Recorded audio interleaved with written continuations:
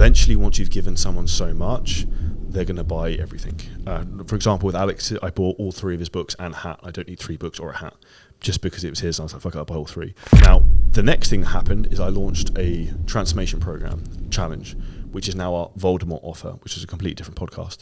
And that's called Shredinate, and it was an 8-week transformation program that was about £100. Now, on average, our program sale is 3 to 5K for 6 to 12 months on LinkedIn. Now, the minimum we expect for people to do in terms of LinkedIn is this. And this is the easiest way to scale your business, by having a standardized model. So one of the things we do is we basically have a 12-month program that we run with our fitness clients, and we release it in 4-week phases. So we have 12 phases of 4 weeks. Are you in a position right now you're looking to scale your business? One of the people who's had a huge impact and provided a huge amount of free information to me, who you probably watching this and who clicked on this are probably a fanboy of as well, is Alex Hormozi.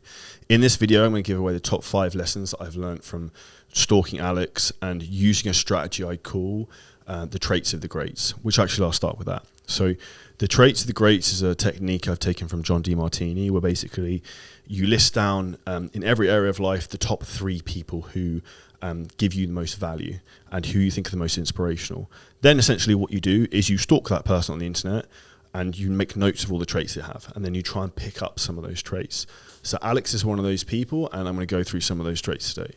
Now, when we look at what Alex really pushes in terms of growing your business is this: value over everything. Because the main reason someone's going to sign up with you or be interested in what you do is the amount of value you give them.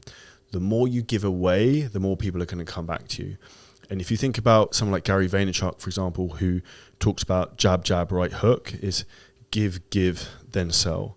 We live in a society where we have too many people at the moment who are doing too much direct-to-consumer marketing and not enough maybe personal brand. So direct-to-consumer takes away from your goodwill, whereas personal branding, giving value, gives to it and builds it. So what we want to think about doing is providing immense value up front for free guides, free content, free podcasts, free stuff like this.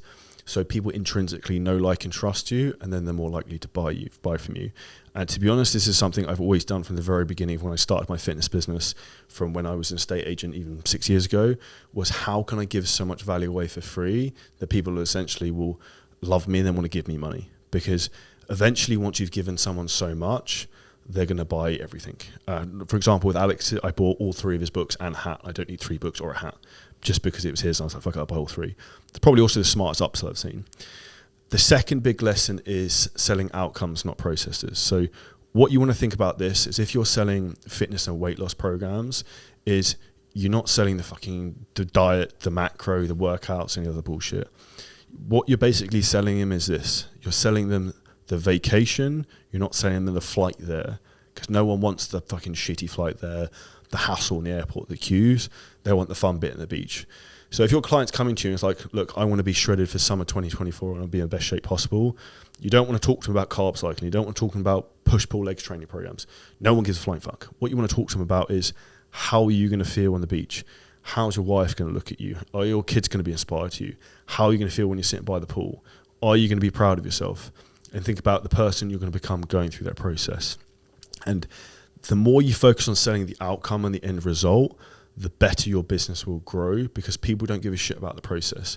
Respectfully, they don't give a shit about you. Everyone's in it for them, and they just want what's going to help them get the end result at the end of it. So the most important thing you can think of is selling the outcome, not the process. And the way I always think about that is you want to sell a vacation, but not the flight there. So the more you can simplify that and not scare prospects off, because I see that happen all too much, because you don't want it to look difficult, you want it to look easy to implement. And that comes down to the analogy of, you basically want to sell them what they want and then give them what they need. Give them what they want and then sell them what they need. Now, the third thing, which I found very interesting now going into the B2B market and running a business-to-business market, not business-to-customer like a fitness, is the power of increasing transaction size. Now, here's an interesting story. So when I first started my coaching business, I was selling Word document PDF diets for £40 a month. And I thought that's pretty good. And it was fucking ball ache. It'd take me an hour to do like a check-in, because I had to like manually do everything in Word and export to PDF. I then upgraded, and I think I made like £99 for 12 weeks, and then to 200 for 12 weeks, and then 250. And that was probably for about 2 years I was doing that. And I was probably making like 10K a month doing £200 12-week programs. I probably had like 200 clients to go at that time. Now, That is an example of working very hard, but not very smart. And the reality is at that point, I didn't know any better. Now, the next thing that happened is I launched a transformation program challenge, which is now our Voldemort offer, which is a completely different podcast. And that's called Shredinate, and it was an 8-week transformation program that was about £100. What happened on that is we blew that up. We got about 1,000 people in it around, and I thought I was balling a Billy big shit. The next thing that happened from that is we had a client who was on that program who came to me from the US who wanted one-to-one coaching. I sold him a one-to-one coaching program for £9,000. Now, the difference between selling one person versus 1,000 is a lot easier to manage one. Now, the reality is in terms of you scaling your business, the higher you can push your program prices, the longer the duration of the program you can sell, you end up playing a completely different game. And this is where I say most joke fitness mentors are selling monthly coaching because people are worried about MRR. Monthly recurring revenues for pussies. The reason people like MRR is they don't want to do any fucking work next month and they don't want to sell.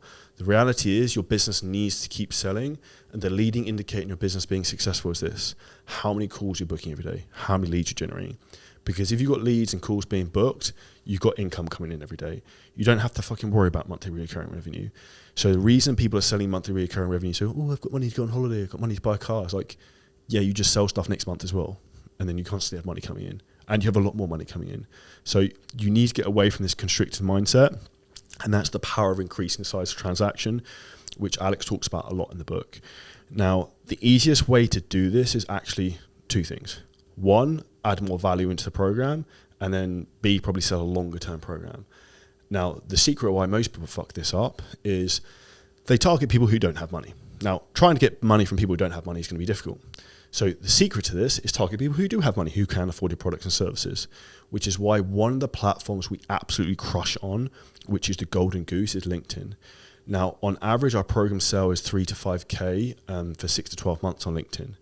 Now, the minimum we expect for people to do in terms of LinkedIn is this. And this is if you're like shit at sales. So say you're a 5 or a 6 out of 10 at sales, this would be what I'd expect for your numbers. You should be able to book 6 calls a week on LinkedIn. You should get 3 to show up. You can close 1 out of 3 for 3K. That means you make $3,000. You do that for 4 weeks, you make 12K. That's probably like 3 times most people's coaching business. And that's as simple as it is in terms of building a business, and why LinkedIn works for that, for the power of increasing your transaction size. The average user earns $150,000 per year. You can target people specifically by job types who can have the money, who can afford to work with you. And thirdly, LinkedIn also has organic reach. So if you and me are connected and you like my content, which I hope you do, so you should go and connect with me because we put lots of content on there. If you like my content, it will show up in 30 to 50% of your connections profiles in their feeds. On Instagram, Facebook, anything else like that, you're not getting that at the moment. So you're getting eyeballs from people who have a lot of money. And the last added bonus, we also have a software we plug into LinkedIn that gets us viral reach with even more eyeballs.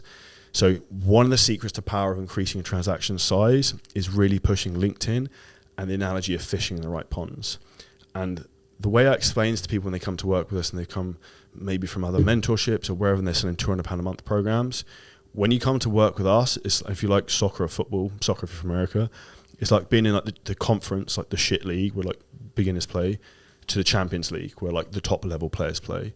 And 7-figure scaling system is the Champions League. This is like the big boy shit. So this is how you actually grow your business, because you're surrounded by other people who are doing real numbers, actually know what the fuck they're doing, and going to inspire and motivate you every single day.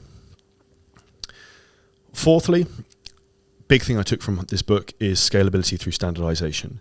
So one of the big mistakes that people make when they're growing their fitness business, to apply to fitness, is everyone needs to completely customize a specific routine. Nothing can be the same as anyone else. The reality is most people don't need that. Unless you're training Olympic athletes, professional athletes, no one needs complete specialization and standardization to the exact reps, set schemes. Obviously, you're going to have to move things around for injuries and things like that, but probably 90% of your avatar can use the same type of training program. And this is the easiest way to scale your business, by having a standardized model. So one of the things we do is we basically have a 12-month program that we run with our fitness clients, and we release it in 4-week phases. So we have 12 phases of 4 weeks, a 12-month program, and then we just release those to clients monthly. So from a training programming perspective, I don't agree with changing training every 4 weeks, but from a practical point of a business, what's the most important thing? keeping the clients happy and keeping them on the program. So if they get a new program every 4 weeks, they're going to be more entertained, more engaged. It looks like you're doing more, so they actually get better results and they stay on longer, which is the goal. So one of the big mistakes you don't want to do is you don't want to have everything changing for every client. You want to systematize, scale, and then have everything standardized to your avatar, but at a very high quality. If anyone wants to know a coaching platform to do that, the one we use in our business is called Kahunas. If anyone has any questions, that feel to drop me a message. We've also had an episode with Mark Fox, who owns Kahunas, on the podcast as well. The final fifth thing I'll say I've taken from Alex Hormozi is this: entrepreneurship is about problem solving. It's about identifying the big bottleneck you have right now and what's the limiting constraint on the business. Because every single business will have one thing that's holding them back. And the sole goal of us when we look at someone's business, what's the one big needle we can move that's not going to make you an extra $2,000 a month, but it's going to make you an extra $20,000 a month. Like, you don't want to fucking move the needle of the business, you want to break the needle. And probably the three big most common things I see from most people who run a fitness business: one, they have no sales processes and they're not selling the right prices and selling monthly programs. Number two is they have no consistent lead generation system. We've built what we call our optimal selling system, which is basically allowing us to pull in leads at clockwork overnight, all day long. Thirdly is they're fishing in the wrong fucking ponds. They're trying to sell expensive coaching programs on TikTok, getting rid of shiny object syndrome, doing all this stupid shit, trying to be a fitness influencer. Now I ask you this: do likes and followers pay your bills? No, because I know a lot of influencers who don't make a lot of money who are going down that route. If you want to make money and you want to have a successful business, what you actually want to do is have a strategy, have a system, build a team, rinse and repeat that, do the boring shit. And the reality is, the monotonous stuff is stuff you need to get good at, because that's what gets you paid. And that's the big thing I took away from the book, and both of his books and everything Alex does in terms of content. If you found this video or podcast helpful, make sure you smash the like button. Make sure you share it with a friend who can take away some value. And if you want help in terms of scaling your own online fitness business, hit the link below the video and you can book in a free call to find out how we can help you.